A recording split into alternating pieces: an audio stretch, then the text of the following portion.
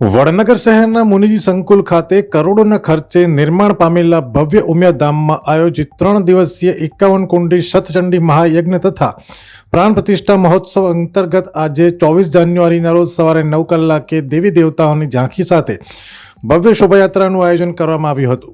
હાટકેશ્વર મહાદેવ મંદિરેથી વાજતે ગાજતે પ્રારંભ થયેલી આ શોભાયાત્રાની શરૂઆત ઉમિયા માતાજીની આરતી વિધિ સાથે કરવામાં આવી હતી। આરતી બાદ આધુનિક ટેકનોલોજી સાથે પરંપરાનો સુમેળ સર્જતા ડ્રોન દ્વારા પુષ્પવર્ષા કરી શોભાયાત્રાની ભવ્ય શરૂઆત કરવામાં આવી હતી, જે શ્રદ્ધાળુઓ માટે આકર્ષણનું કેન્દ્ર બની હતી।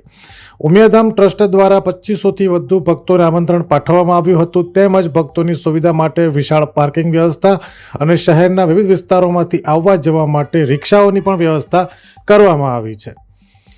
અહેવાલ કશ્યપ રાવલ, વડનગર।